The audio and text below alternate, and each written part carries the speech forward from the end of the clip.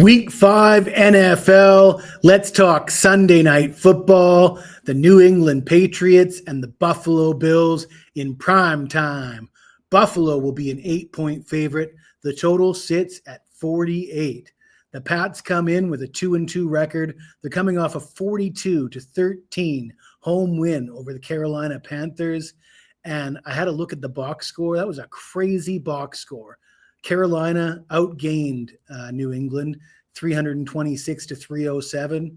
Carolina had more first downs, 21 to the Patriots 16. It's not like Carolina turned the ball over. They did miss a field goal. They did turn the ball over on downs twice, but they didn't have any interceptions or fumbles. Rather pedestrian game offensively for New England, considering they scored over 40 points. But it is what it is. Drake Maye comes in, lighting it up, really. 988 yards, 7 touchdowns, 2 interceptions. The completion percentage, 74% completions, obviously very efficient, 7.4 yards per attempt. The Pats look great offensively, and they're facing a Buffalo team that has had its fair share of troubles. Buffalo has looked not quite Super Bowl worthy, but the Pats also have a top 10 scoring defense, allowing just 20 points per game. They rank number 2 in the NFL against the run. And we know that Buffalo likes to run the ball, but the Pats are allowing just 78 yards per game so far. So right off the hop, this looks like a pretty decent spot for New England, getting more than a touchdown. But before we talk about the Buffalo Bills, I got to tell you about a promotion we have available right now at Picks and Parlays, the Weekend Warrior Package. This one is great. You get all the college football on Saturday, all the NFL on Sunday. We'll even throw in Monday Night Football for only $49. $49 is pretty cheap, but let me tell you how cheap that is, because you probably don't know this, but I'm 21-4 with my client plays in NFL this year. That's 84%. Do you know anybody else who's hitting 84% heading into week 5? Do you know how much money you would have made betting $100 a game, going 21-4? You'd probably have enough to throw yourself a pretty good party. But as always, there's no purchase necessary. You're more than welcome to tune in just for the free picks. The only thing I ask from you is that you take the time to smash the like button. And if you've got anything to say to me about this game or any other game in week 5, or even college football, hit me up in the comments below. I love hearing from you guys, even if it's nasty. And I occasionally get nasty comments. You wouldn't believe it, but some people just aren't that nice. Let's see what people are saying. We've got Swirl Bridger says 54-74 negative comments. I don't know if that's the tally of how many positive and negative comments I'm getting. So I just answered by saying, I love the comments, all the comments, even if they are nasty. And he says, thank you for all your hard work on these videos. And certainly I very much appreciate when the viewers appreciate what I'm doing here. So it's nice to get comments like that. This guy, however, he didn't like my play on Alabama. He was telling me he knows a little bit more than I do about college football. He says, Bama lost last year. Okay, I was aware of that, and that's exactly why I like Bama this year. They lost at Vanderbilt last year, so it's a revenge game. They had it circled. They took them lightly. That's not going to happen here at Alabama. This year is a better Vandy. Well, I don't know. See, Alabama, they just beat Georgia, and Georgia was 33-0 at home, dating back to 2019.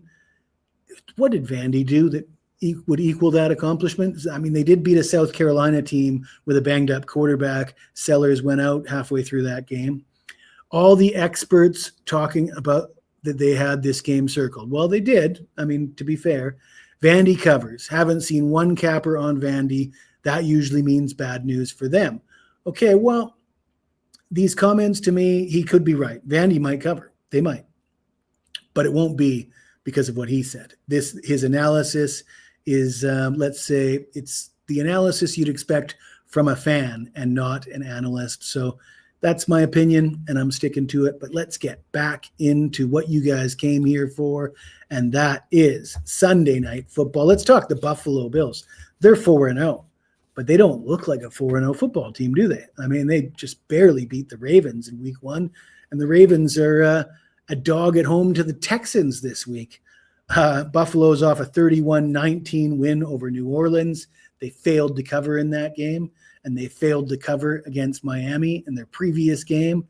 They do have the number 2 offense in the NFL, averaging 33 points per game. Buffalo has the number 1 defense against the pass. They're allowing opponents to average just 126 yards per game in the air. This reminds me of my video last week for Thursday Night Football, because I said the Seattle Seahawks, after 3 games, have the number 2 ranked defense, but I don't trust those numbers because it's only 3 games. And I don't trust these numbers either. Buffalo has the number 1 pass defense, allowing 126 yards per game. Well, let's look at who Buffalo has played so far. They played the Baltimore Ravens, Lamar Jackson, Derrick Henry. They don't throw the ball much. They played the New York Jets, who don't really do anything right.